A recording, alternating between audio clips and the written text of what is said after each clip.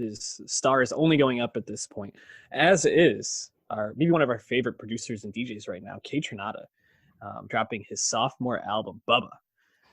He dropped in 2016, 99.9%, an album we both loved. I think it made at least one of, if not both of our end of the year lists at that point.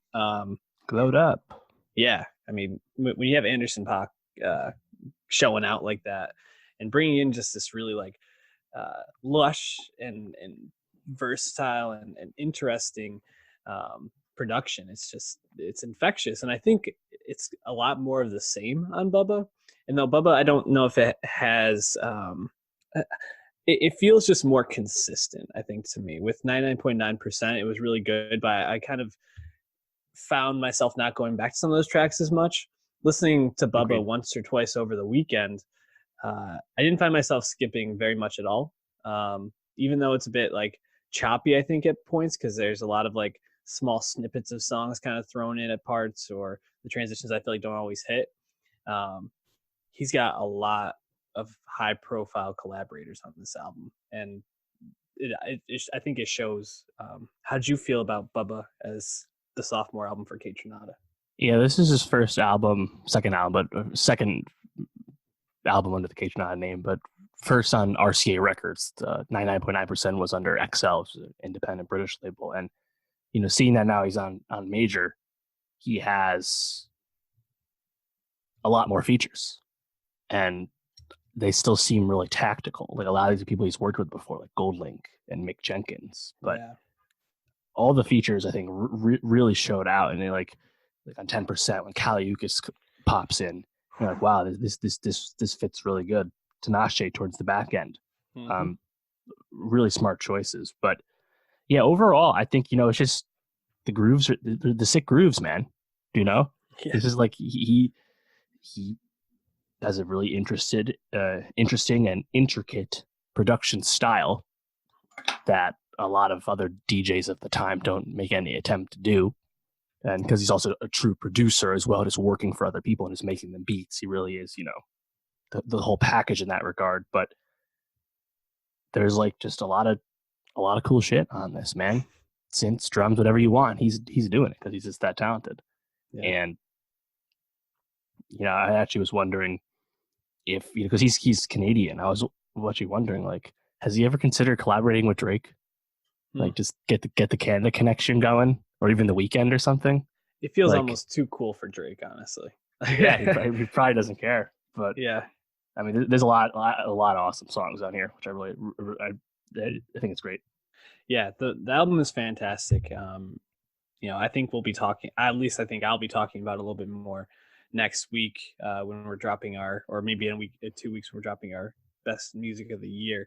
But you go down the list and there's really banger after banger on this. I thought Gray Area with Mick Jenkins was a clear standout.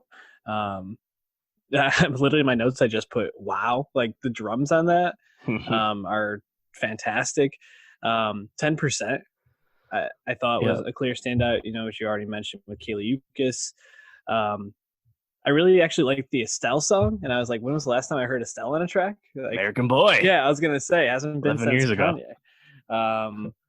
But then probably my favorite track is the last one, Midsection, which was added to the playlist already, featuring Pharrell. And Pharrell, I think I can usually take him or leave him, but I think he sounds really good on this. And it's so groovy that, you use groovy as a way to describe it, but like dancey, like you really just want to move to that track. And I think it really sounds like he took Pharrell's opinion and his collaboration on this, because it sounds like it could be a Pharrell or a Kaytranada track, which I thought was a really great collaboration. Any other tracks that stood out to you, or any other thoughts on this? Yeah, Midsection, I listened to it. I was like, oh man, this kind of seems like Pharrell post Blurred Lines, like realizing that like the lyrics of Blurred Lines are very, very questionable upon further reflection. But the sentiment of the song and the groove is still great. Right. And Pharrell has brought that sensibility to Kaytranada. That's my thoughts on Midsection. It sounds awesome. Yeah, it does. And it sounds like it could be a nerd song, which I think is what I like about it. It kind of falls on both sides. What else did you have for it? I liked Gold Link on Vexo a lot, and I thought Yeah. Vexo's transition into Scared to Death, which is just an instrumental track, I really liked that sequencing there. Yep.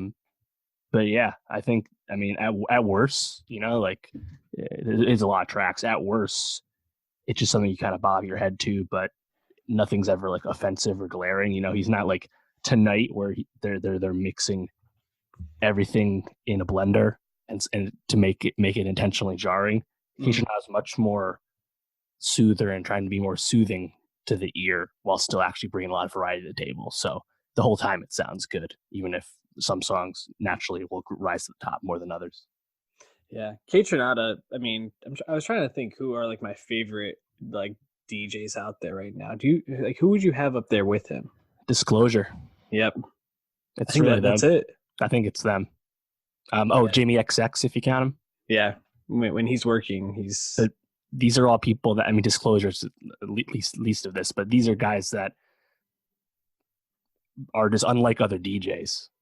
Whether that's the sound of today, but just in general, like they're really producers and arrangers as well as DJs. So yeah, I think that speaks to what I'm more interested in.